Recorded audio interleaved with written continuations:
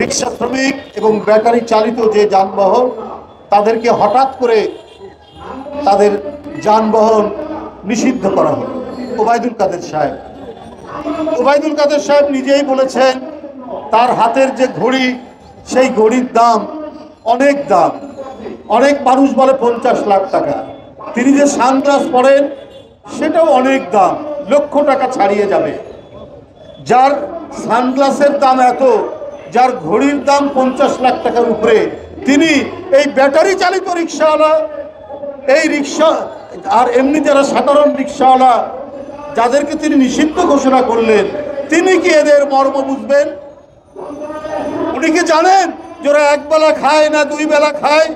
উনি কি ওবায়দুল কাদের কি জানেন যে তারা যে পরিশ্রম করে, যে তারা যে রিক্সা চালায়, তারা যে ব্যাটারি চালিত যান চালায়, সেই টাকা দিয়ে, সেই উপার্জন দিয়ে তার সন্তানকে স্কুলে পাঠাতে পারে কিনা? তাদের সন্তানরা তো বিভিন্ন দেশে বসবাস করছে। কেউ বলে দুবাইয়ে, কেউ বলে কানাডায়, কেউ বলে মালয়েশিয়ায় সেকেন্ড হোম এবং বিভিন্ন ধরনের হোম বাড়ি তারা সেইখানে নির্মাণ করেছেন। তারা তো এদের বিষয় জানে না। তারা একবেলা চাল কিনতে পারছে না। যে দেশে আলুর দাম এই সিজনেও 55 টাকা 50 টাকা, এটা কি ওবায়দুল কাদের সাহেব জানেন? ওবায়দুল কাদের সাহেব জানেন না, উনার নেত্রী শেখ হাসিনাও জানেন না। কারণ ওনাদের প্রত্যেকটা নেতা এবং নেতাদের আত্মীয় স্বজন বিদ্যুৎ খাত থেকে কোটি কোটি টাকা নিয়ে গেছেন, বিভিন্ন উন্নয়নের নাম থেকে কোটি কোটি টাকা পাচার করেছেন। শুধু টাকা পাচারের আরব্য উপন্যাসের কাহিনী প্রতিদিন আমরা সংবাদপত্রের পাতায় আমরা পড়ছি। সুতরাং ওই ব্যাটারি চালিত রিক্সা চালক আর ওই রিক্সাওয়ালাদের করুণ কাহিনী কি করে জানবেন ওবায়দুল কাদের সাহেবরা? কি করে জানবেন শেখ হাসিনারা? আমি ওবায়দুল কাদের সাহেবকে বলি, এই যে ব্যাটারি চালিত যান নিয়ে আসা হলো, এটা তো নিশ্চয়ই কোনো দেশ থেকে আমদানি করা হয়েছে। তাহলে এই আমদানি করার যে সুযোগ, লাইসেন্স কে দিল? তারা যে ঢাকার রাস্তায় বা রাজশাহীর রাস্তায় বা চট্টগ্রামের রাস্তায় প্রতিটি জেলা ব্যাটারি চালিত যান, তাহলে তাদেরকে এই রোড পারমিশন এরা কারা দিল? আপনার সরকারই দিয়েছে। এই যে যারা ইম্পোর্ট করেছে তারা তো আওয়ামী লীগের লোক, তারা তো আওয়ামী লীগের ব্যবসায়ী, তাহলে আওয়ামী লীগের আত্মীয় স্বজনের ব্যবসায়ী। তারা কোটি কোটি টাকা ইনকাম করলো ব্যাটারি চালিত যান দিয়ে এসে। আর এই যে গরিব ব্যাটারি চালিত যান আর রিক্সা ভাড়া নিয়ে এটা চালাতে গিয়েই দোষ হয়ে গেল। ওদের পেট ভরবে না, আপনাদের পেট ভরে মদ হজম হবে, তারপরেও টাকা দরকার আপনার লোকদের। আপনার এদেরকে ঘাটে ঘাটে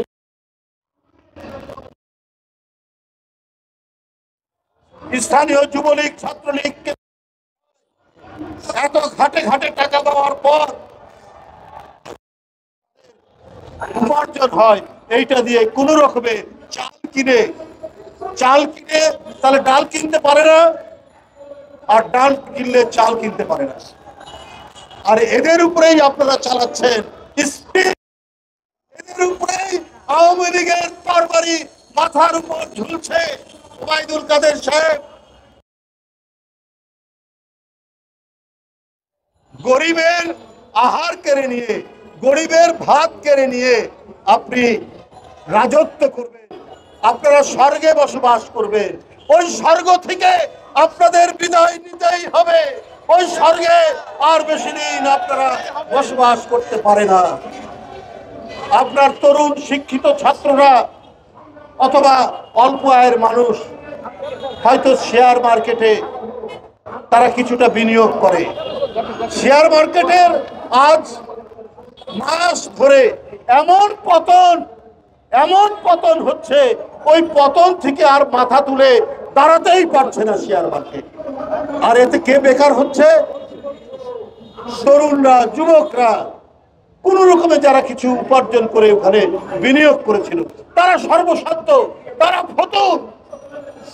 শেখ হাসিনা জানে একটা জিনিস, অনেক কথা তিনি বলেন, আমি এই করেছি সেই করেছি, এত উন্নয়ন করেছি, এগুলো তো উনার হচ্ছে গলাবাজির আর মন্ত্রীদের চাপাবাজির কথা। কিন্তু উনি কত মানুষকে যে গরিব বানিয়েছেন, গরিব থেকে বানাচ্ছেন, এইটার কথা তো আপনারা বলেন না, বলেন না, প্রধানমন্ত্রীর তারাও বলবেন না। কারণ তারা বলবেন কি করে? এবারেও বাজেটে ভর্তুকি বাড়ানো হচ্ছে বিদ্যুৎ খাত থেকে সব খাতে, কারণ যে ভর্তুকি না দিলে বিদ্যুৎ চলতে পারবে না, বিদ্যুতের যে দেনা সেই দেনা পরিশোধ করতে পারবে না।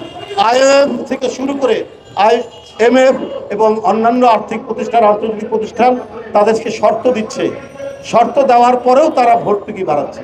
তো এই ভর্তুকিটা কে দেয়? এটা কি গোপালগঞ্জের টুঙ্গি পাড়ার টাকা দিয়ে চলে, না এই গরিব মানুষ, রিক্সাওয়ালা, এই শ্রমিক, এই শ্রমজীবী মানুষ, এদের করের টাকায় এই ভর্তুকি দেওয়া হয়, এদের পকেট কেটে ভর্তুকি দেওয়া হয় কাদের? ওই যে রেন্টাল বিদ্যুৎ প্ল্যান্ট যারা বানিয়েছেন, যারা আওয়ামী লীগের ঘনিষ্ঠজন, যারা আওয়ামী লীগের মন্ত্রী এমপিদের লোকজন, তাদেরকে এই ভর্তুকির টাকা দেওয়া হবে। এই জন্যই এত তোড়জোড়। ওইখানটায় প্রধানমন্ত্রী কোনো কনসেশন দিতে পারেন না।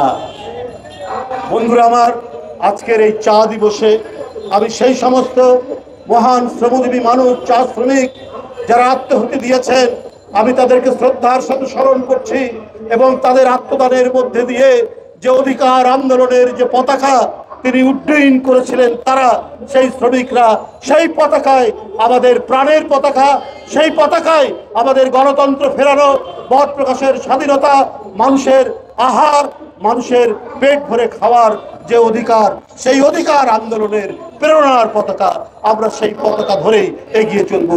চা বাগান এলাকায় যার অধিকাংশ ছিলেন ইংরেজরা এই চা বাগানের মালিক। তারা এই উপমহাদেশের বিভিন্ন এলাকা থেকে অত্যন্ত নিম্ন শ্রেণীর সমাজের নিচু তলার মানুষদেরকে ধরে নিয়ে এসে এই চা শ্রমিক হিসাবে চা বাগানে কাজ করাতো। মানুষ হিসাবে তাদের কোনো মূল্যই ছিল না, তাদেরকে অত্যন্ত নিম্ন বর্গের মানুষ হিসাবে বিবেচনা করত এখানকার অভিজাত মানুষরা, উচ্চবর্ণের মানুষরা, আর শাসক শ্রেণী ইংরেজরা।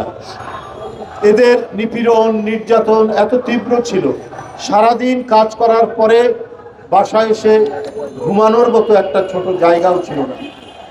হয়তো কোনো গাছ পাতা দিয়ে ঘরের ছাদ করা হতো, কোনো প্রণালী ছিল না, পয় নিষ্কাশনের কোনো ব্যবস্থা ছিল না। এইরকম মানবতা, এইরকম দিনহীন একটি পরিস্থিতির মধ্যে মানুষ তো তারা ক্ষুব্ধ হয়ে ওঠে। তাদের ব্যাপক নিষ্ক্রমণ হয় এই বাগান থেকে। তারা এই উপমহাদেশের বিভিন্ন অঞ্চল থেকে তাদের নিজেদের ভিটেমাটি থেকে তুলে নিয়ে আসা হয়েছিল এবং তাদের নিজ এলাকায়, নিজ বাড়িতে ফিরে যাওয়ার আকুতি থেকেই আজ থেকে 104 বছর আগে এই সমস্ত বাগানের চা শ্রমিকরা তারা বের হয়ে এসেছিল যে এই মানবতার জীবনযাপন করবো না, আমরা আমাদের বাড়িতে ফিরতে চাই, এলাকায় ফিরতে চাই। এটাই হচ্ছে মুল্লুক চলো আন্দোলন।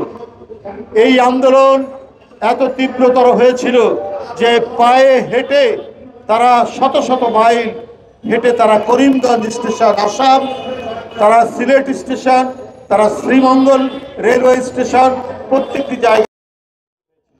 আর এই ঘুমন্ত শ্রমিকের উপরেই গুলি চালায় ইংরেজ শাসকদের এদেশীয় তাবেদার পুলিশ বাহিনী।